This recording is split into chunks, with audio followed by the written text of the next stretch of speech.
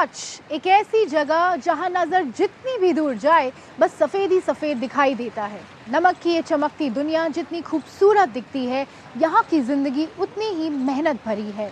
एक समय था जब यहाँ बच्चों की पढ़ाई बहुत मुश्किल थी, लेकिन अब तस्वीर बदल रही है। अब चलती बसें ही क्लासरूम बन गई हैं। नमक के खेतों के बीच बच्चे पढ़ रहे हैं, नई तकनीक से सीख रहे हैं और अपने सपनों को नया आकार दे रहे हैं। अपनी अनोखी सफेद धरती और खुले विस्तार के लिए जाना जाने वाला गुजरात का कच्छ एक अलग ही खूबसूरती समेटे हुए है। इसी धरती की कहानी दो अलग अलग रणों में बटी है। एक तरफ उत्सव और रौनक से भरा विशाल रण और दूसरी तरफ कच्छ का छोटा रण, शांत लेकिन मेहनत और संघर्ष से भरा हुआ। यही अगारिया समुदाय महीनों तक नमक उत्पादन करता है। पूरा परिवार नमक के खेतों में रहकर काम करता है। इनके बच्चों के लिए पढ़ाई एक बहुत बड़ी समस्या थी। स्कूल दूर था तो सपने भी दूर, लेकिन अब तस्वीर बदल रही है। यहाँ शुरुआत हुई है चलते फिरते स्कूल की। साधारण बसों को कक्षा में बदला गया है। नमक के मैदानों के बीच अब बच्चे रोज पढ़ाई कर रहे हैं, जिससे अब भविष्य सुरक्षित है। आप देख सकते हैं कितने बड़े पैमाने पर यहाँ खारे पानी को इकट्ठा किया जा रहा है।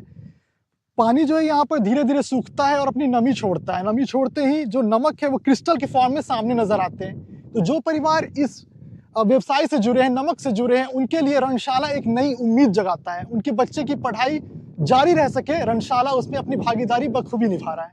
माता पिता के साथ नमक के काम के लिए जो अगरिया, जिसको गुजराती में बोलते हैं, वो आते हैं और उनके साथ उनके बच्चे भी आते हैं। तो उनके माँ बाप जो है वो अगर में अपना कार्य करते हैं और उनके साथ जो बच्चे आते हैं, यानी बाल वाटिका से लेकर कक्षा 8 तक, यानी 9 स्टैंडर्ड के जो बच्चे हैं वो यहाँ पढ़ने के लिए आते हैं। और गुजरात सरकार द्वारा यहाँ जो सभी सुविधाएं भी दी गई है, जैसे कि ये बस की सुविधा दी गई है, टीचर और टीचर के साथ 2 और टीचर भी है, यानी कि कुल मिलाकर हम 3 टीचर यहाँ काम करते हैं। बच्चों को 10:30 से लेकर 5 बजे तक हमारा यहाँ पढ़ाना रहता है। रेगिस्तान के बीच खड़ी ये साधारण बसें अब बच्चों की नई कक्षा बन चुकी हैं। अंदर सीटों की जगह किताबें हैं, बोर्ड है और सीखने का उत्साह है। यहाँ पढ़ाई सच में पहियों पर चल रही है। जयेश और रिंकू जैसे बच्चे जो हर साल कच्छ के छोटे रण में अपने परिवार के साथ आते हैं, अब बिना रुके पढ़ाई कर पा रहे हैं। जगह बदलती है लेकिन उनकी पढ़ाई नहीं रुकती। अब हालात चाहे जैसे हों, उनके सपने बीच रास्ते में नहीं छूटते। ભણવાની ખૂબ જ મજા આવે છે ને અહીંયા જેવું ગામમાં ભણીએ એવું અહીંયા જ ભણીએ છીએ।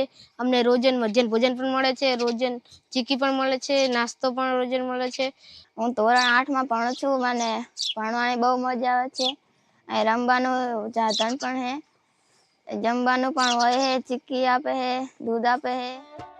कच्छ के छोटे रण के इस सफेद विस्तार में ये चलित विद्यालय नमक श्रमिकों के बच्चों के लिए उम्मीद बन गए हैं। सौर ऊर्जा, नई तकनीक, अब रेगिस्तान में भी पढ़ाई लगातार जारी है। बच्चा यहाँ रहता है तो उसको खाने के लिए दोपहर में जो अपने स्कूल में मिलता है, ऐसा ही मध्याह्न भोजन की व्यवस्था गवर्नमेंट की ओर से की गई है।